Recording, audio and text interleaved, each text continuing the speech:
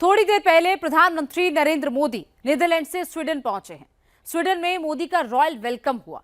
Sweden के Gripen fighter jets ने प्रधानमंत्री के प्लेन को एस्कॉर्ट भी किया। आज स्वीडन की सबसे बड़ी हेडलाइन मोदी है। स्वीडन में सबसे ज्यादा चर्चा मोदी के दौरे की हो रही है। स्वीडन में मोदी बड़ी डील करने वाले हैं।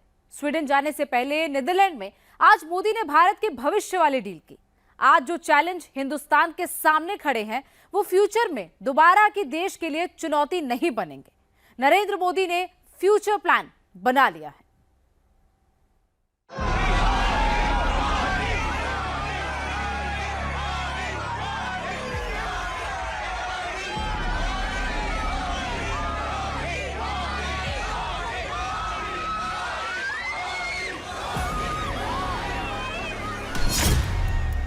पांच देश, 6 दिन, 144 घंटे और भारत के भविष्य की सबसे बड़ी तैयारी।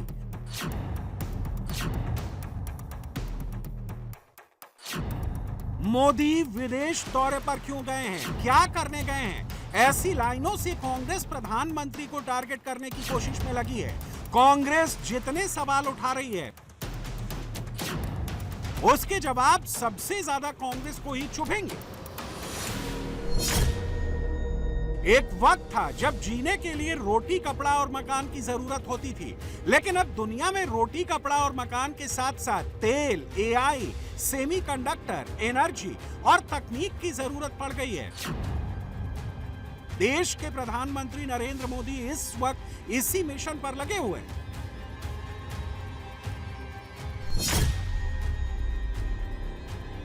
यूएई का दौरा पूरा हो चुका है, नीदरलैंड टूर भी पूरा हो चुका है। अब स्वीडन की बारी है, उसके बाद नॉर्वे और इटली प्रधानमंत्री जाएंगे।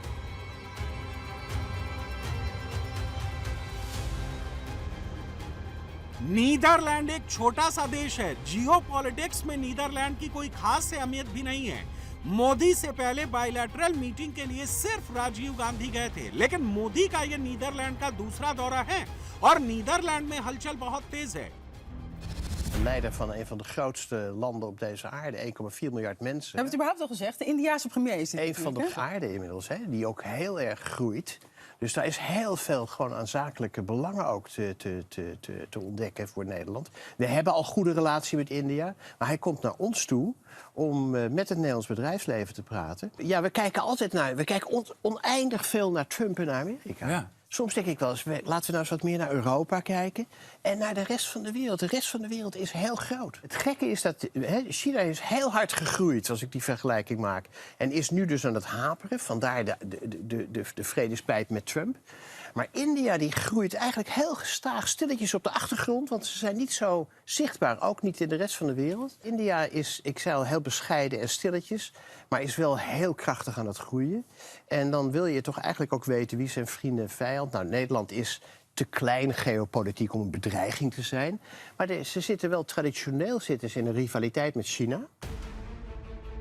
नीदरलैंड के लिए प्रधानमंत्री मोदी का खुद आना बहुत बड़ी बात है। नीदरलैंड की अहमियत उसके यूरोपियन संघ के सदस्य होने पर है। नीदरलैंड में बड़े देशों के बड़े लीडर बहुत कम आते हैं। 2014 में आखिरी बार यूएस राष्ट्रपति ओबामा द्विपक्षीय बैठक के लिए नीदरलैंड आए थे। आखिरी बार 2014 में चाइनीज राष्ट्रपति शी जिनपिंग नीदरलैंड गए थे। 2013 में आखिरी बार रूस के राष्ट्रपति पुतिन वहां गए थे। 2017 में नरेंद्र मोदी आखिरी बार नीदरलैंड गए थे।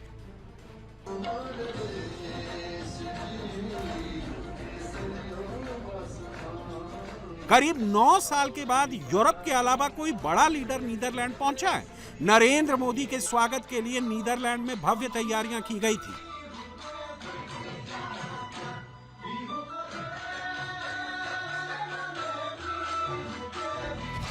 एक्सेलेंसी,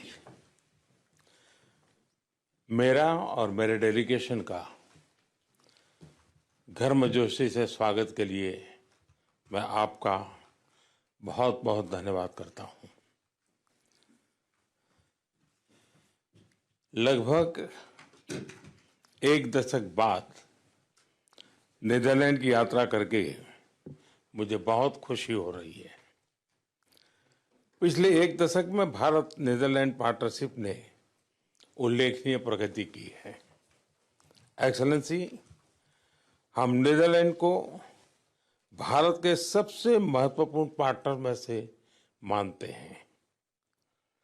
नीदरलैंड भारत के टॉप 5 इन्वेस्टर्स में से एक है। हमारे हिस्टोरिकल, कल्चर और पीपल टू पीपल टाइज भी बहुत गहरे हैं। जब बड़े देश का बड़ा लीडर खुद आता है तो भरोसा भी बड़ा होता है। अब सवाल, आखिर मोदी क्यों नीदरलैंड गए? मोदी नीदरलैंड में भारत का भविष्य सुरक्षित करने गए थे। नीदरलैंड में मोदी को वो दिखा है जो भविष्य में हिंदुस्तान को कई क्राइसिस से बचाएगा। जहां पर मोदी खड़े हैं, ये नीदरलैंड का सबसे बड़ा डैम है। ये 32 किलोमीटर लंबा ऐतिहासिक समुद्री बांध और कॉजवे है जो इंजीनियरिंग का अद्भुत उदाहरण माना जाता है। नीदरलैंड को वाटर मैनेजमेंट, बाढ़ नियंत्रण और मीठे पानी के स्टोरेज में दुनिया का लीडर माना जाता है। इस दौरे से मोदी कल्पसर प्रोजेक्ट के लिए डच इंजीनियरिंग की विशेषज्ञता हासिल करना चाहते हैं। कल्पसर परियोजना के तहत समुद्र में एक विशाल बांध बनाकर मीठे पानी का स्टोरेज तैयार करने की योजना है जो तटीय इलाकों में बहुत काम आएगा। नीदरलैंड के पास टेक्नोलॉजी है, इंडिया के पास विजन है। मोदी अब वो समझौते कर रहे हैं जो हिंदुस्तान का भविष्य बदल सके। This is another meeting with the Honorable Prime Minister, and one of the things that I was very impressed with when I met him the first time in the Vibrant Gujarat Forum was his detailed knowledge about the port sector and the importance of the transport sectors in driving economic progress.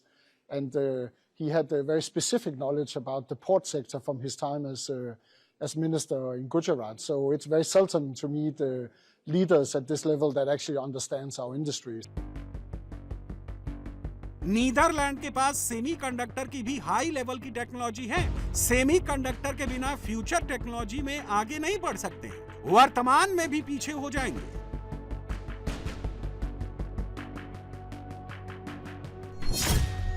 Netherlands chip बनाने वाली मशीनों का वैश्विक leader है। भारत तेजी से एक बड़ा ग्लोबल चिप मैन्युफैक्चरिंग हब बनने की ओर अग्रसर है।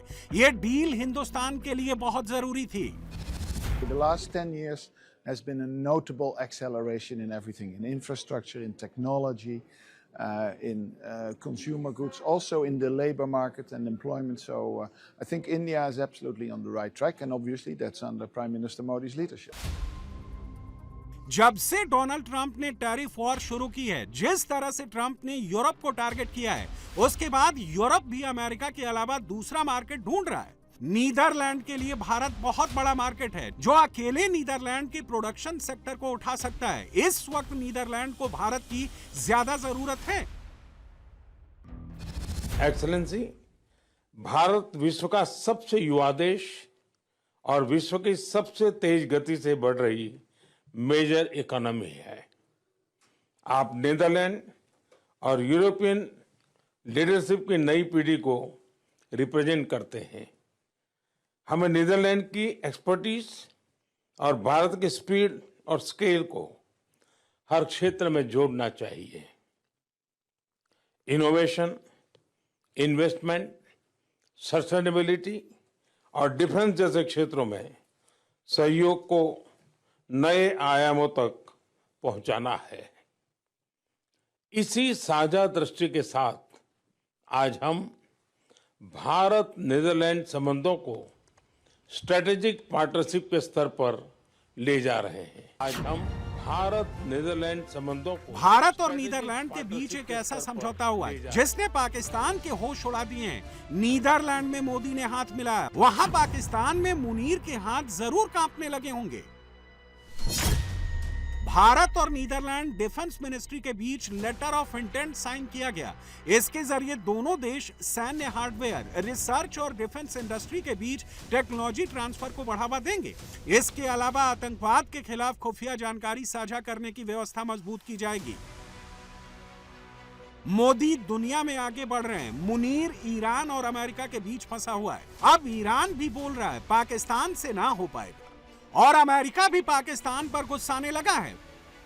मोदी इस वक्त ऐसी जंग जीतने में लगे हैं जो हिंदुस्तान को भविष्य में भी अजेय बना देगी। मोदी एक साथ 2 फ्रंट पर काम कर रहे हैं।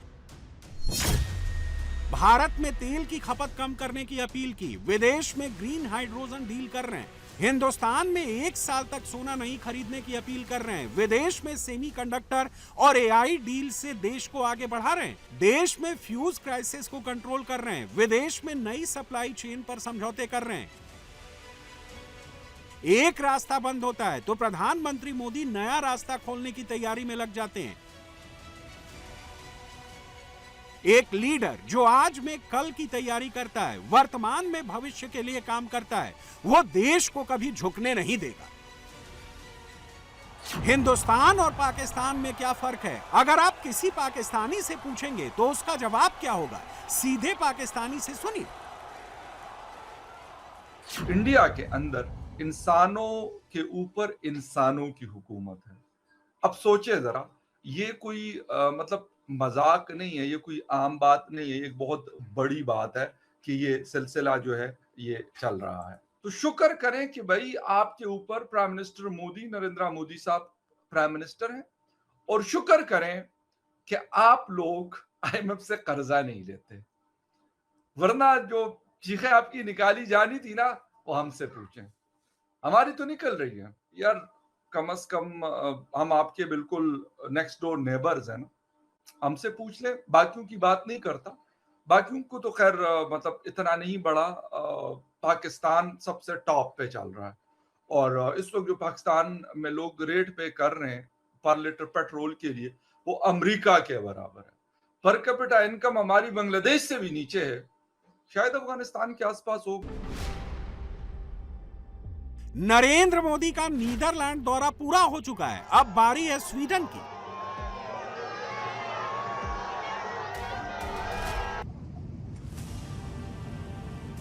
नीदरलैंड से जैसे ही प्रधानमंत्री मोदी का प्लेन स्वीडन के एयर स्पेस में दाखिल हुआ, स्वीडन का सबसे शक्तिशाली फाइटर जेट ग्रिपेन प्रधानमंत्री को गार्ड ऑफ ऑनर देने पहुंच गया।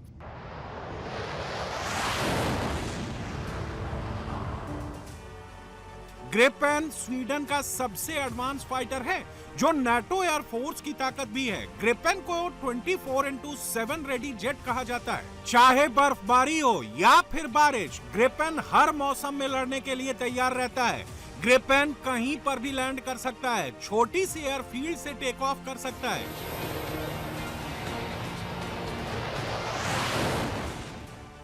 जब मोदी का प्लेन यूएई पहुंचा था तो वहां पर यूएई का F-16 फाइटर जेट मोदी को एस्कॉर्ट करने पहुंचा था। 2 दिन बाद जब पीएम स्वीडन पहुंचे तो यहां पर स्वीडन का फाइटर जेट ग्रिपेन सम्मान में आया।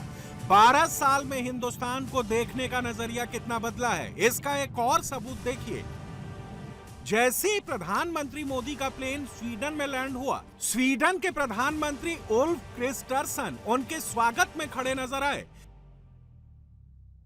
किसी भी देश की पहचान, किसी भी लीडर का वर्चस्व इस बात से तय होता है दूसरे देशों में उसका स्वागत कैसे होता है, कैसे उनका सम्मान होता है। नरेंद्र मोदी को एयरपोर्ट पर अलविदा कहने खुद नीदरलैंड के प्रधानमंत्री आते हैं।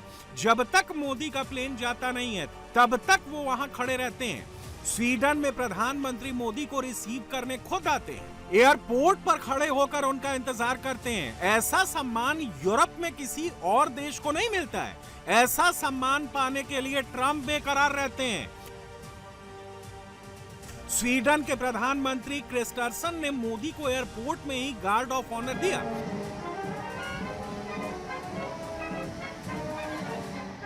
स्वीडन मिलिट्री का बैंड, स्वीडन आर्मी की स्पेशल यूनिट मोदी के स्वागत में खड़ी थी।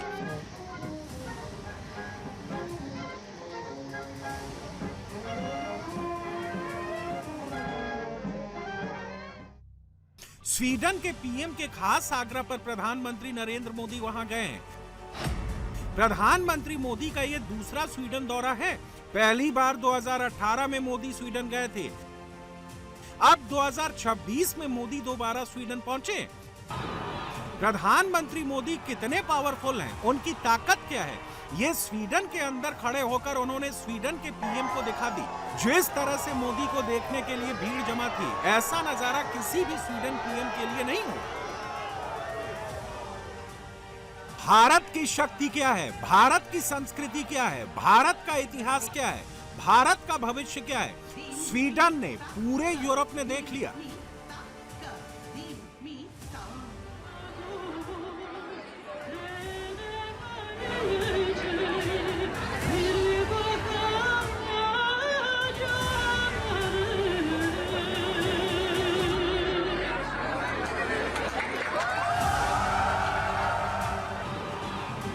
दो 2014 से पहले ऐसा कभी नहीं देखा गया जब यूरोप के देश भारत के स्वागत के लिए लाइन लगाए खड़े हों। पहले ये सोच होती थी दूसरे देश जाएंगे तो कुछ मिलेगा। आज भारत के आने पर दूसरे देशों की इकोनॉमी बूस्ट हो रही है। मोदी आएंगे तो स्वीडन के साथ डील करेंगे, इसके लिए स्वीडन की हर कंपनी तैयारी में है। स्वीडिश कंपनियों को मिलेगा दुनिया का सबसे बड़ा बाजार। स्वीडन अपनी एडवांस टेक्नोलॉजी को भारत के विशाल मैन्युफैक्चरिंग स्केल के साथ जोड़ना चाहता है। स्वीडन को अपनी टेक इंडस्ट्री के लिए बहुत बड़ी संख्या में इंजीनियरों और आईटी एक्सपर्ट की जरूरत है। पीएम मोदी के इस दौरे से दोनों देशों के बीच टैलेंट एक्सचेंज और आसान होगा। इस दौरे के बाद पीएम मोदी स्वीडन में यूरोप की टॉप कंपनियों के सीईओ से मिलेंगे।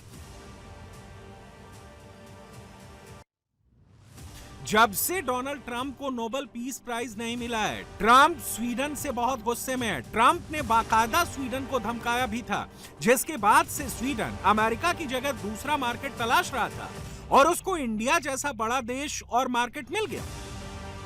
अब बात भारत को स्वीडन से क्या मिलेगा। भारत को इस वक्त सबसे ज्यादा जरूरत ग्रीन टेक्नोलॉजी, सेमीकंडक्टर, एआई और डिफेंस तकनीक की है। इन सभी सेक्टर में स्वीडन भारत के बहुत काम आ सकता है।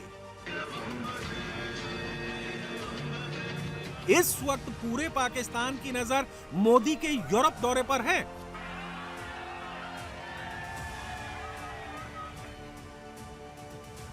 जो झटका पाकिस्तान को मोदी के यूएई दौरे से लगा है, उससे अभी तक पूरा पाकिस्तान सदमे में है। इस्लामिक पाकिस्तान का गुरूर चकनाचूर हो गया है।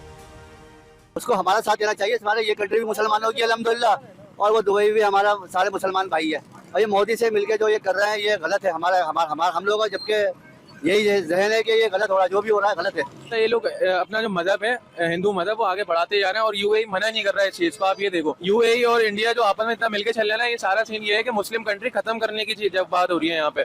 पाकिस्तान को या तो खरीदेंगे, जो कि खरीदा हुआ है मेरी नजर में, क्योंकि लोन वगैरह के उस पर खरीदा था, हाथ पैर बांधे हैं उनके। पाकिस्तान कुछ भी नहीं कर सकता। युद्ध सिर्फ बॉर्डर पर लड़े नहीं जाते हैं, गोली चलाना आखिरी ऑप्शन होता है। बिना गोली चलाए जो दुश्मन को हरा दे वही असली योद्धा होता है। जैसे इस वक्त यूएई से पाकिस्तानी भगाया जा रहा है, इंडिया का वेलकम किया जा रहा है।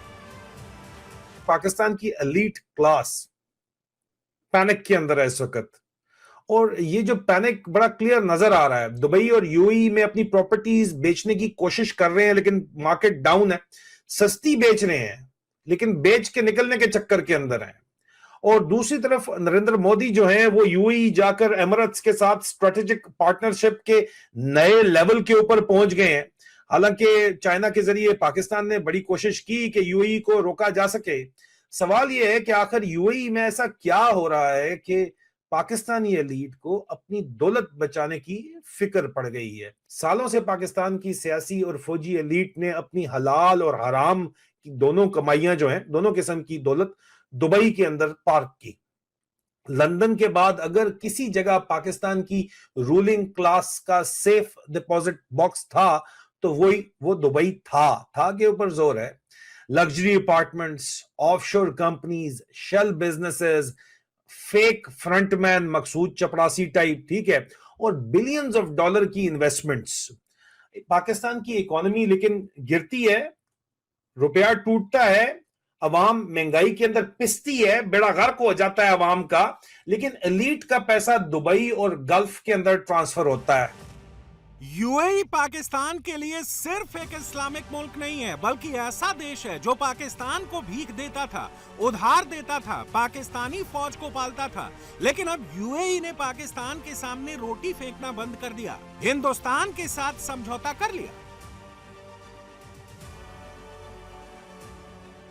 यूएई और इंडिया, ये जो अभी इसके अंदर एग्रीमेंट हुआ है, इसके अंदर सबसे जो मेन चीज़ है वो ये है कि यूएई भारत की सप्लाई चेन एनर्जी सेक्टर के हवाले से, तेल और गैस के हवाले से इसको कम नहीं होने देगा, इसको पूरा रखेगा और सस्ते दामों भारत को जो है वो गैस फराहम करता रहेगा। और जाहिर है जब भी किसी मुल्क के अंदर कोई मुश्किल वक्त आ जाता है या कोई जंग हो जाती है तो उससे सबसे ज़्यादा जो बुनियादी चीज़ की ज़रूरत होती है वो यही होती है। अब चूँकि भारत के पास एक कैपेसिटी मौजूद है कि वो तकरीबन 29 से 30 दिन का वो ज़ख़ीरा रख सकता है ऑयल का, लेकिन बदकिस्मती ये है कि पाकिस्तान इतने ज़्यादा दिनों का जो ज़ख़ीरा है वो नहीं रख सकता। पाकिस्तान ने इस कैपेसिटी को कभी बनाया ही नहीं है। ये चीज़ जो है ये एक मुनफरिद है यूएई और भारत के वाले से, और ये बिल्कुल हूबहू ऐसी ही है जैसे कि सऊदी अरब और पाकिस्तान के दरमियान भी है।